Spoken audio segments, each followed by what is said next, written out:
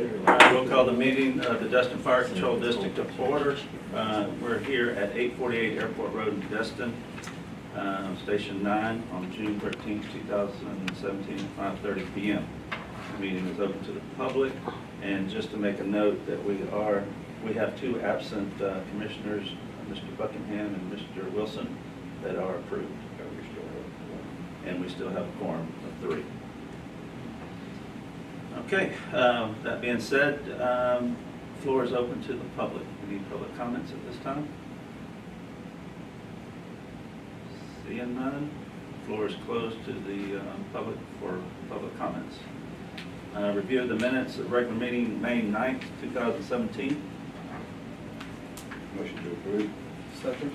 Got a motion to approve and a second. All in favor, say aye. Aye. Aye. Unanimous. Review of the financial report, May 31st, 2017. Cash position looks good for 8 months through the fiscal year. We are beginning to come to the end of our ad valorem tax collection. So as anticipated, we have taken our first draw from our savings account with the Florida Local Government Investment Trust. We took at the beginning $400,000 out at the beginning of June. Do expect to take another draw beginning to mid-July, and we'll do so until we start receiving a good chunk of taxes again in the fall, normally around November. But we have enough for our bills. Accounts receivable are still high at this point, and that is due to 2 outstanding invoices from the TDC. Further in the meeting tonight, we'll be addressing this issue with a proposed amendment to our interlocal agreement with them, which will help with the collection process. Liabilities are in line, and equity is adjusted accordingly for the month. So going on to page 8, in the next 6 pages after that, I've already touched on ad valorem taxes. We have approximately, as of today, we're looking to receive an additional $125,000 in ad valorem taxes, and that'll finish out this fiscal year. As far as expenditures go, being eight months through the fiscal year, our target percentage remaining against our budget is 33%, and you'll see going through these line items that we're doing well against our budget for the year. There are 2 items that do stick out. We did have our mid-year budget adjustments last month, and we still have 2 items that are showing in the negative, which I did want to comment on. The first is under wages, which is sick leave and vacation payout. There's a year-end adjustment which is going to take care of that. There's an accrual that's going to offset the $79,000 expenditure, but accruals are only adjusted. Those types of accruals are only adjusted once a year. And then the next item that I would like to mention is on the next page, page 10. It's titled Equipment, with approximately $12,000 of expenditure there, so we're over budget by about $1,500. What this is we had budgeted under capital expenditures to purchase a new refrigerator here for this station. The expenditure is not a capital expenditure, and we were able to purchase units under $1,000 each. So this is the category that they'll fall in. So we just simply do a year-end adjustment because the money was previously in capital expenditures. It was budgeted there. So other than that, I don't really have anything else to mention as far as expenditures go. We're on track to stay within our budget for the fiscal year. So if there's any questions, I can address those. Make a motion to accept the financial report on May 31st, 2017. Second. Second, got a motion to approve the financial report and a second. All in favor? Aye. Unanimous.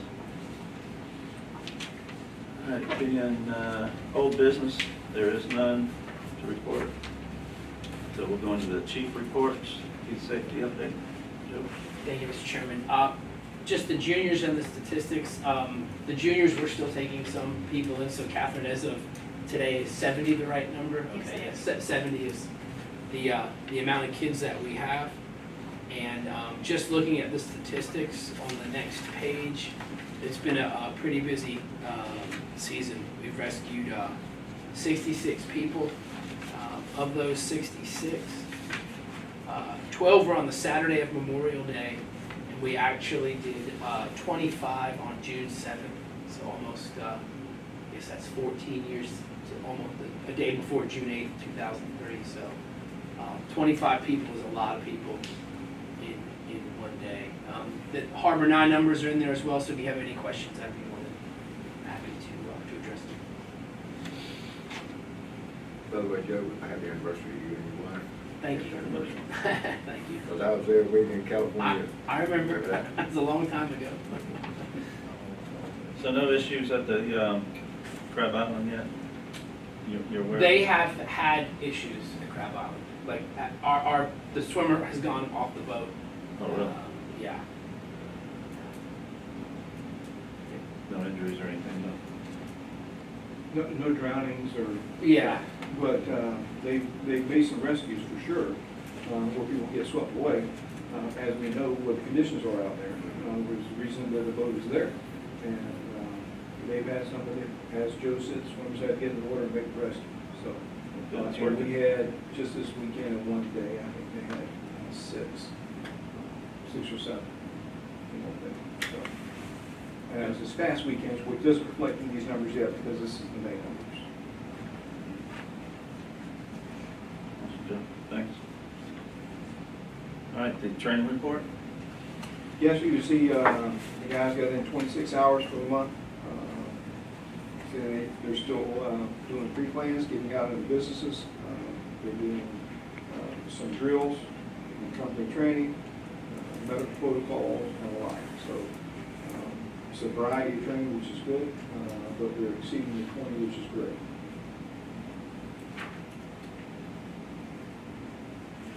Any question? Inspection report? Yes, sir. Fire Marshal Taylor isn't here. He's out of town, but you have the report in front of you. This is the standard report we see most each month. The numbers are back up now that we see that we have a full-time inspector, so the numbers have improved, and I anticipate that to improve.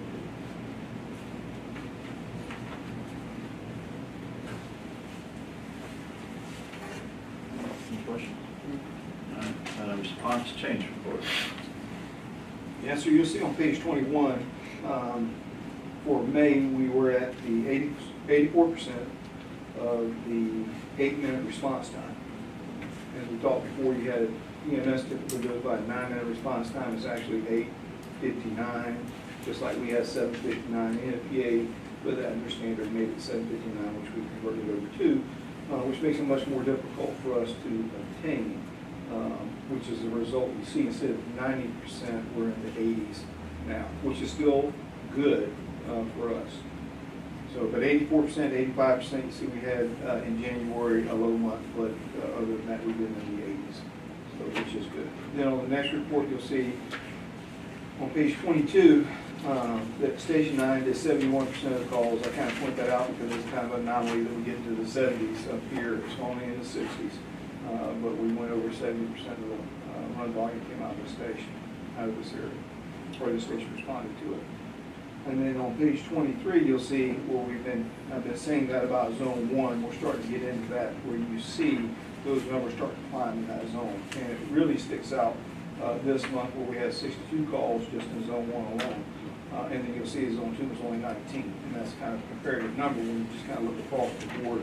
That was the busiest zone that we had. And that's what we're looking at, trying to put the station back on that end of town.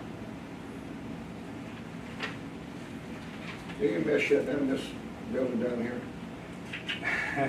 I mean, I don't see anything there anymore. It's like it's shut up and no signs or no ambulances. I see one vehicle. They're working to go away from assigned stations.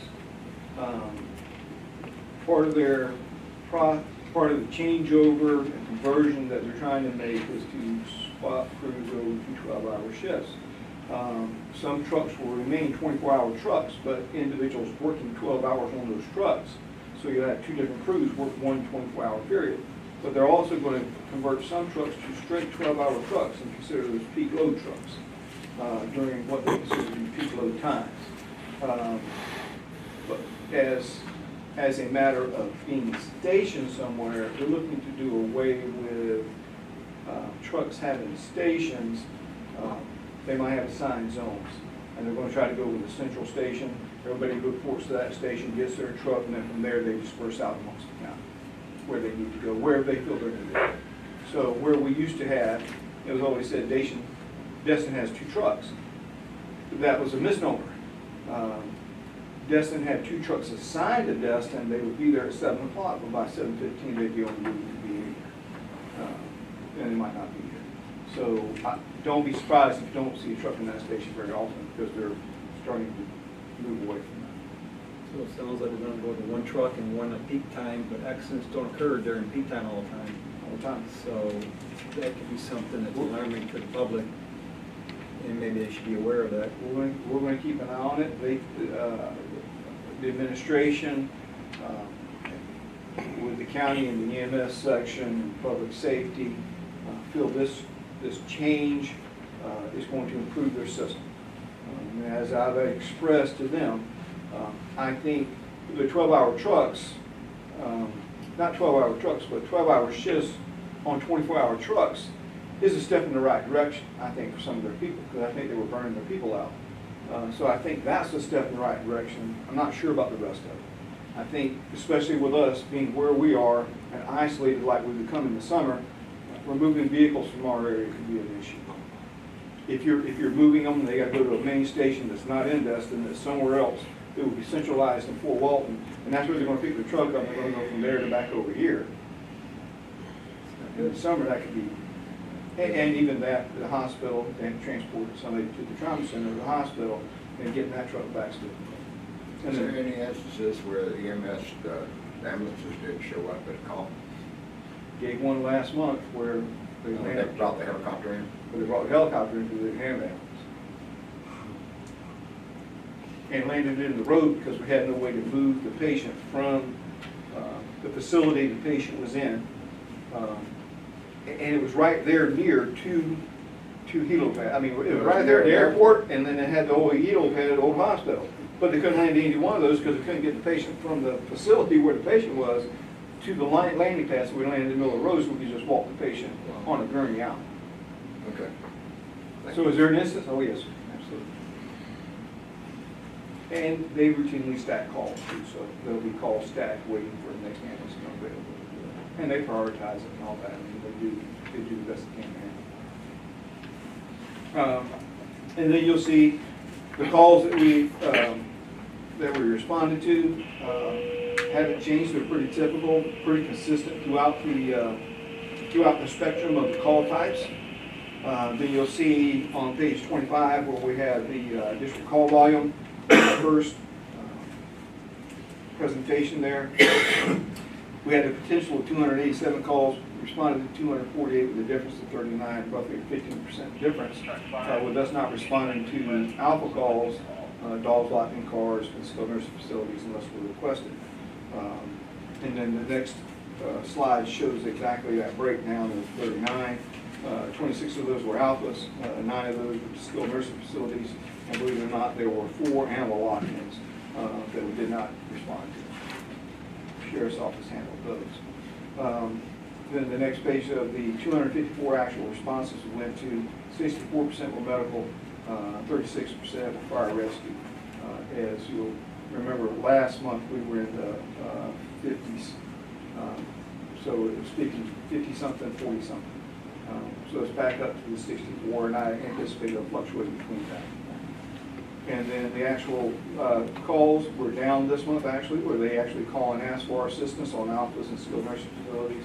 You'll see they didn't request our assistance in May at any skilled nursing facility, but they did on 4 alphas.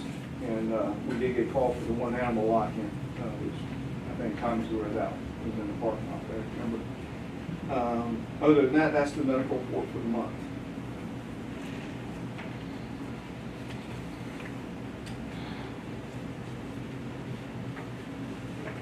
Good.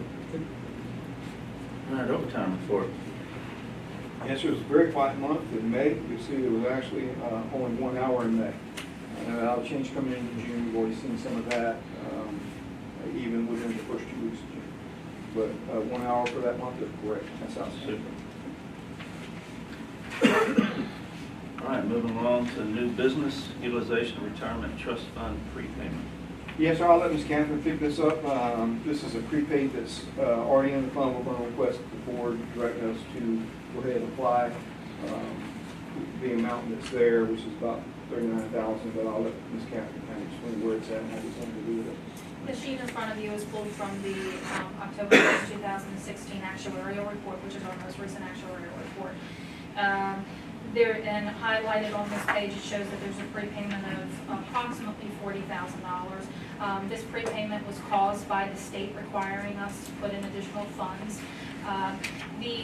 There's two methods in determining how much you should fund the retirement account. The first method is your actuary gives you a percentage and says you have to fund it by this amount. The second method is the state says, no, you have to do it this way, and they both calculate it differently. So typically, as long as we receive consistent revenue from state funding, we don't have a problem with this. In 2015, we saw our state funding go down. So the state considered us short, the actuary thought we were good, so we had to put in $40,000. We did, the actuary says now that $40,000 is additional sitting in there. What do you want to do with it? We can hold the money. We are making the recommendation that you use it to help to pay down the unfunded liability. I'll make a motion to transfer $39,961.90 into the retirement fund. All right, I got a motion to transfer the funds. It's to apply it. Oh, to The apply money's it. already in the fund, but it's not assigned to anything. So we want to apply the $39,000 to the Just unfunded liability. restate it. Apply $39,961.90 to the pension fund. Two quick question. If the state, we have to go by what the state says, why do we pay an actuary to figure it out? When the state figures it out. Yeah. I mean, you got two people doing addition and multiplication, and then one says one thing, one says the other, but we have to go with this one, so why would you even have that? Unfortunately, I don't have the answer to that, so That makes sense. that's the state. It's their coloring book, their crayons. Okay. Okay, So you second? yeah, I did. Okay. So we got a motion to apply the funds in a second. Any discussion? Take a vote, all in favor? Thank you.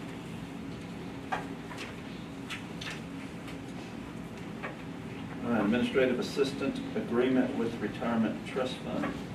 Yes, sir, Ms. Catherine can probably explain it, but I'll give it a go, start off with. We've always used our financial administrator as the plan administrator for the retirement plan. And that's kind of been I don't use the word again, a misnomer, that she could be, whoever the financial administrator is, could be the plan administrator, because the plan administrator actually is the trustees. So that was, although we called that person that, it wasn't. We've always, as a district, utilized our in-house person to assist in administering the plan. The trustees, because of the districts doing this, and we've always done it in the past, said we need to have an agreement. So that way the trust isn't going out, because the trust could go out and actually hire someone to administer the plan and pay that person handsomely to administer the plan. Well, we save significant money in the plan by utilizing somebody in-house, which we've always done. What they wanted to do is go ahead and have an agreement, so that shored that up, so that they're not having to pay those funds. So this is the agreement. Commissioner Wagner, I believe, was at one of the retirement board meetings where this was brought up. He volunteered at that point to review the agreement, kind of be a part of it. So we asked Commissioner Wagner to review it. He has. I reviewed it. Ms. Catherine reviewed it. We're okay with it. And maybe Ms. Catherine might have something to add to it, because she is the person that will be the administrative assistant for the trust. The document was created by the trust's attorney, and it was reviewed by our council. The trust has approved this agreement at this point, so it's before you did the same. It is the same job functions and duties that I've been doing here for the last 7 years. So they don't want to pay for it, they used to pay for it, now they don't. No, they never They paid for it. never No. paid. I thought you said it was there, they paid for it. No, They no, no. could, they could. They If they could. wanted to, they can go out and get it from an outside person and pay for it. Okay. But we've always done it, and done it as a way to save money. Because if they did go out and they paid for one, eventually the district's going to end up paying for that in some way, shape, or form, because it's going to come out of the funds that we're having to contribute. Okay. Just, may I let them make a motion for this? Because I oversaw the contract. Okay, I'll make the motion that we approve the agreement between the trust and the district. Second. All right, got a motion to approve the contract with the trustee, as a trustee, with the trustees, correct? And I got a second. So, any other discussion? All right, call for the vote. All in favor? Aye. Unanimous. All right, amendment number 1 to interlocal agreement for the beach safety and lifeguard services.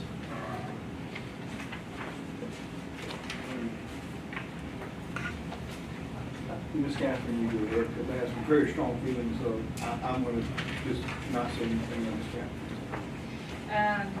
When we entered into interlocal agreement for our current fiscal year with the Tourist Development Council, our agreement was for a fixed dollar amount.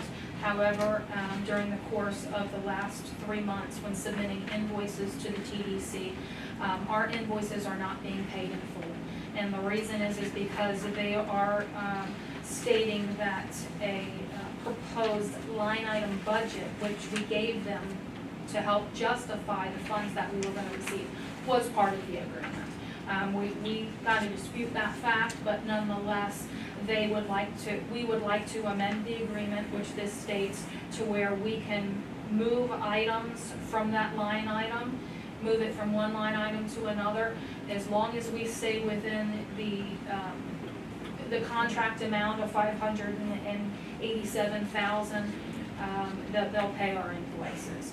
So again, we are in disagreement with the fact that back in April or May of 2016, when we sent line items over to justify why we were looking for this amount, they actually included that as part of the contract. We don't believe it was part of the contract, but it's not worth fighting over. This will get us the funds that we'll need. This will allow us to maneuver within the budget. We do our best to predict the budget for beach safety a year and a half, almost a year and a half in advance. And we need a little flexibility. Maybe we determine we don't need a board this year, but we need, additional supply, something. We need the ability to move things, and they're allowing us with this amendment to the contract. So have they paid any of the bills prior to that? Yes, they have. They've With some of those changes that you spoke about? withheld funds. Oh, they withheld them? Well, Yes, they never they paid paid them in the short. beginning? They just played it short. So if we billed them Oh, okay. $200,000 and they said that $25,000 of it is over a specific line item, they held that back and paid us $175,000. Okay.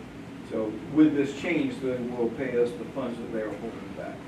And their attorneys looked over this, and looked over this, and I've had conversations in reference to the agreement. And as Ms. Catherine said, we're just kind of a mindset, it allows us the flexibility that we need. Although we kind of disagree over the line item issue, again, it's not worth the fight. We just kind of look at it and go, we're getting the ability that we wanted to have. I think it's a backdoor way of getting the line item into the agreement that was never in the agreement, but it's not really worth fighting over that. Just get our funds and we can still do what we want to do. So, no need. I've seen that done before where something's been backed into an agreement and it's okay and legal. It's just that didn't like it. But either way, I'm in concurrence with the agreement and would ask the board to please approve it. Motion to approve. I'll second. Okay, got a motion to approve in a second. Any other discussion? Let's take a vote. All in favor? Aye. Unanimous.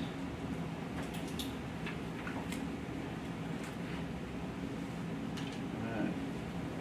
Next topic, request for bids to purchase high-pressure compressed breathing air system. Yes, sir, we put out a RFP, request for proposals for replacing the air compressing system that we have replace the air compressing system we have, breathing air compressing system we have here at Station 9. We need a high pressure system. Once we changed over to the air tanks that we have now, the one we have now has to work extremely hard to be able to build the pressure up to where it needs to be. And we really need it to be at 6,000. If something only go to 5, our bottles have to be at 45. So you see, we only have that 500 psi really to mess with. So it takes a much longer time, and it is a lot of work on this compressor. And the compressor in our asset fund has been fully depreciated, so we have access to those funds to be able to replace it, which is what we're doing with this. When we put out the RFP, we only received a bid back from one entity. They gave us 2 different bids. We allowed the flexibility to be able to do that, where they could change the complete unit out, which includes the compressor, fill station, and cascade stand or station, or they could utilize parts of what we have and only replace the compressor. So leave the fill station and the bottles, add 1 bottle, so that it's a 4-bank system or a 4-bottle system for the cascade system, and just replace the compressor. So he gave us a bid for both, depending on which way we wanted to go. And our air power supply came in at $329, just to replace the compressor on 1 bottle, and to replace the whole shooting match, everything would be $48. It would be my recommendation to the board, based upon what we received here, to approve the partial exchange at a lower price. Our fuel station's in good shape. The Cascade system that we have with 3 bottles is in good shape. We just need an additional bottle. It's just really the compressor that needs to be changed. So compressor and adding a bottle, I think, is the best way for us to go. So I would recommend that, and I would do it, I would ask for that recommendation and allow me to negotiate the price. I'm a little disheartened with the amount that they are giving us as trade-in for the current compressor that we have, based upon the hours that it has. I think it's well worth more than $3,000 as a trade-in. How old is the whole system? 90, probably 98. What's the life expectancy of the other parts? The fill station has minor valves. The bulk is obviously the compressor with all the moving parts that are in it is what you're going to have a concern with. With the fill station, it's lines that run in, valves that control the pressure, and we control the pressure with those valves. So those are going to be fine. If we have to replace them, I wouldn't expect it to be an expensive endeavor to do so. The bottles, make those bottles last 30 years because they're not a fiberglass, they're a steel bottle, 6,000 psi. They're going to last for 30 years. So we're going to have those for quite a while. So I think the other parts that we're talking about leaving are in good shape, and I don't anticipate having to replace, if anything, the small parts. The only concern I have, Chief, is pretty much like what happened when we took that ladder 9 up and had it redone. Just trying to put something brand new with something older. Yep. And then you put a lot more stress on the older part because of the new part. I mean, it's a high pressure compressor versus, I guess, a low pressure compressor. Yes, sir. So, Yep. you see So where I'm going we with got some this? high pressure, yeah, we got some high pressure parts, and those parts are designed, and we talked with the, it's a Mako air compressor that we have. It's done an outstanding job for us. It's just, we've changed over from low pressure to high pressure, and we need to get a high pressure compressor to be able to make things sing. And I agree with what you're saying, that we're gonna put a high pressure compressor with a standard fill station, but that and it's not really a low-pressure fill station, it's a fill station. It's the fill station that you get either way, but it is used parts.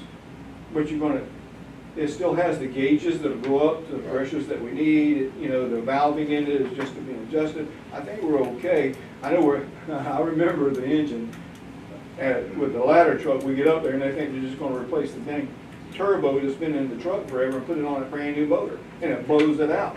Yeah, I understand that for sure, but I think we're gonna be fine with this because we're just talking about the valving. Hope I'm not wrong. So worst case scenario, if a year from now, if something breaks down, we want to replace it, we can replace the other parts, no problem. The pieces parts, yeah, Yeah, so because it's, And it won't cost much more money than the total $48,000. I don't think it gets there. You're Because talking really what $50,000 we're paying, what we're paying a lot for is if you go out there, you'll see the fill station. It's a protective station so that in the event the bottle, what we're paying for is it to contain a bottle that ruptures. So the fill station isn't about the valves that are in it or the pressure gauges or any of that. It's about the steel that it's made in the event that it ruptures, it doesn't kill one of our guys. So Right. that's why you have to put it inside the bin and close it, so that in the event that it blows, the bottle stays. And it causes all kinds of damage, but doesn't affect us. So you pay a lot of money for that. And then the cascade system isn't that much. What we're talking about is just a couple of bottles. And those bottles they're already built for high pressure. We just don't put high pressure in. But you understand my concern, just Absolutely. like the turbo on that motor up there in Appleton. You know, you're not gonna convince me to put an old turbo on a new motor. And to go with your point, if we were looking at this compressor and saying, hey, we want somebody to rebuild the compressor, change out all the rings in it and do all that kind of stuff, I'd agree with that, to change it all. But we're talking about pulling the working mechanism of it, pulling it out, and putting another new working mechanism in it. And we're not asking them to rebuild it.